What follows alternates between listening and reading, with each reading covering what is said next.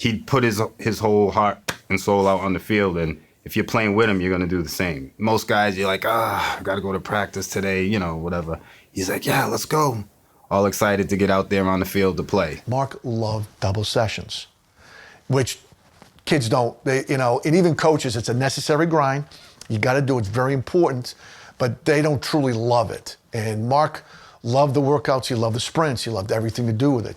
We had our first scrimmage against Boston College High School, and Mark was still playing defensive end, and they kept running away from him.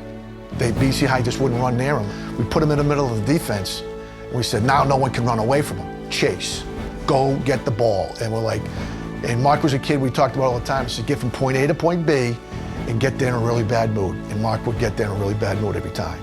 He listened. So if you asked him to do something, he was going to do it, then he'd try to do it perfectly, just the way you set it up. Extremely focused as well. So when coaches were speaking, coaches were talking, Mark's not screwing around in the back. He's up front. He's listening.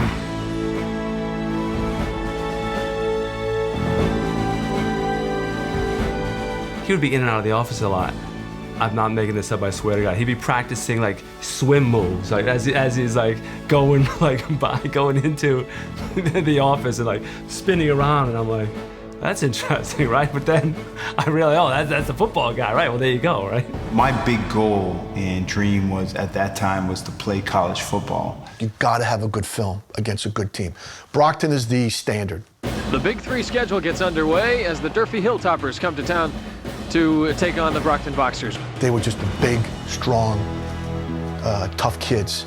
We were playing them away. We were in their house, and they just expected us to just be crumbled and destroyed. And we were winning the game. And at one point, we were on defense. We're in the huddle, and I'm standing right there. Mark's getting ready to call the play, and we can hear them, in their huddle screaming, "This is for the Super Bowl. We can't lose to these guys. Let's go." And we all heard it. And Mark heard it. He's like, he turns to us and says, "Did you hear that?"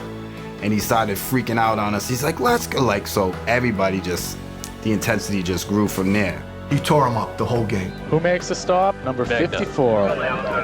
Mark Megna again. Outstanding player. That's your film. At the time, I thought I was, playing very well, but there was no attention from any colleges. A lot of the Atlantic 10 coaches would call and they'd ask, and I told every coach, I said, this kid will be your captain someday. And it's just, yeah, because they see my age, and they go, he's just shooting his mouth off. And I'm like, you don't understand. This kid will be your captain. So you want him on your team.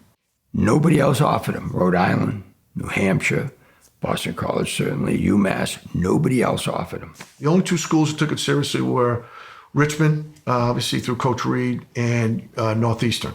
And sent me a tape. And what I saw was a 6-foot, 230-pound average player at best. And then he kept saying, you've got to meet this guy. You got to meet this guy. And a guy that I played with that was a captain at UMass, Nick Salmon, was coaching offensive line at Durfee High School. Nick calls Coach Reed, says, "Coach, you got to take this guy. He's your type of guy." I mean, just on and on and on. Then he calls me, because we were very close. "You don't take this guy, I'll never call you again." So I met him. And I felt when I got out of there that there was like these beams of light that just, from his eyes, that just were drilling right through my skull. I mean, he was so focused on every single word. And every time he had an opportunity to say, "Yes, sir. Yes, sir." Then, then he would say it. "Now, Mark, college football is tough." "Yes, sir." "Okay. You got to lift." "Yes, sir." "You got to run." "Yes, sir." I mean, everything. I think when Coach Reed saw what Mark had and saw the determination, I'm gonna get choked up. That Coach Reed became like a father figure to my brother, and he picked him up and gave him the chance. And if you give a Megna a chance, Mark Megna a chance, he's gonna reward you. When he walked up to me, he said, "Mark, my name is Jim Reed. I'm the defensive coordinator at the University of Richmond." Okay? And he shook my hand and he said, "I want to offer you a full scholarship to the University of Richmond." When I heard that, I didn't really know what it meant. I'm going to be real honest. And I said, "Well, I don't know if I can afford to go to school there." And the coach looks at me like, oh, this is embarrassing. He says, Mark, you're gonna go play college football for free. And I said, oh, how far away is that? He said, it doesn't matter, you're going. I ran home, I told my mom, I said, Mom, man, I'm going to college, I'm going to the University of Richmond. My mother's watching TV, she's like, who told you that? I said, there's a little guy, because Coach Reed was only this tall, but he was tough, man. Oof. I'm calling Coach Bogan, that was my high school coach. She calls Coach Bogan, she says, Coach Bogan, Mark thinks he's going to college. She's like, did you tell Mark he's going to college? He's like, no, wait, no, I didn't tell him he's going to college. Jim Reed said he's going to college. Well, you better tell that man to stop telling my son lies because we know he's not going to college. He said, no, he is going to college. He's going to college. And my mother hung up the phone. Yep, she was crying. She was crying, it was hard for her, and she couldn't believe that her son, her baby, was going to college.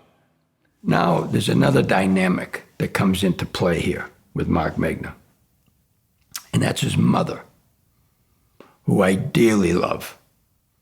What she said about Mark and how she raised him, because there was no dad in the house, how she raised him and the older brother, Mike, was with the same high character expectations that a football coach has for his players. So in this family of three who were tight, all three of them tight, and the leadership of Mark's mother made me almost cry, even now as I say it. And I said to myself as I walked out, we're going after this guy as hard as we can. I've got to convince him to come to Richmond because Richmond is a great match for somebody like this. And then we'll put our staff around him. They'll love him like the father that he didn't have and what the mother expects us to do. And that's exactly what happened. I think that's where it was the best decision. I think that was the changing point in his life right there.